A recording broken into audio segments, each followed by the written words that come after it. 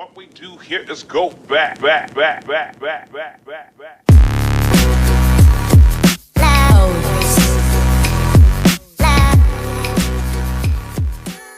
वृंदावन के शांतिपूर्ण गांव में कृष्ण नाम का एक शरारती छोटा लड़का रहता था।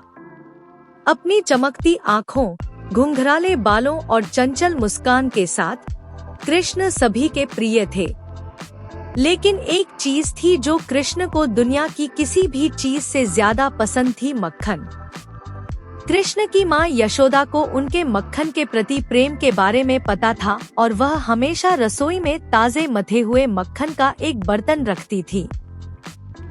लेकिन इससे कोई फर्क नहीं पड़ता कि उसने इसे कहाँ छिपाया था, कृष्ण उस पर अपना हाथ पाने का एक रास्ता खोज लेंगे। उसके छोटे छोटे हाथ इतने तेज थे और उसकी हंसी इतनी प्रभावशाली थी कि जब यशोदा ने उसे पकड़ लिया तब भी वह मुस्कुराए बिना नहीं रह सकी।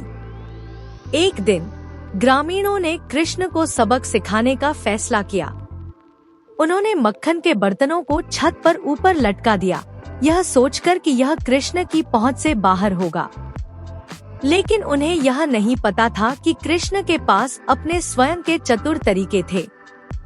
उसने अपने दोस्तों को बुलाया और सबने मिलकर एक मानव पिरामिड बनाया। कृष्ण ऊपर चढ़े, घड़े तक पहुँचे और विजयी हंसी के साथ उसे तोड़ दिया।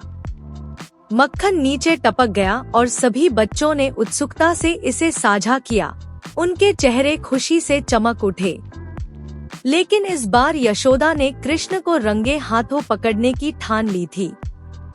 जैसे ही उसने हंसी सुनी, वह मौके पर दौड़ पड़ी। उसे देखकर कृष्ण तुरंत नीचे कूद गए। उनके पूरे चेहरे पर मक्खन लगा हुआ था। उसने भागने की कोशिश की, लेकिन यशोदा बहुत तेज थी।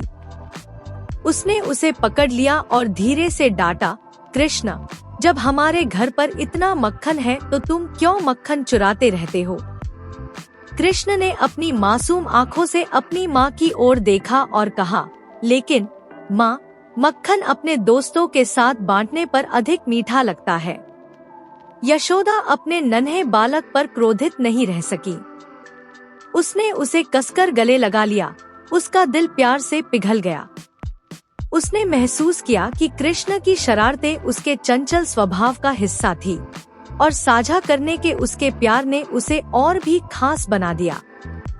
उस दिन से ग्रामीण कृष्ण और उनके दोस्तों के आनंद के लिए मक्खन छोड़ देते थे और हर बार जब वे उसकी हंसी सुनते थे तो उन्हें पता चलता था कि उनका प्यारा छोटा कृष्ण पास ही था, जो उनके जीवन को आनंद और प्रेम से भर रहा था।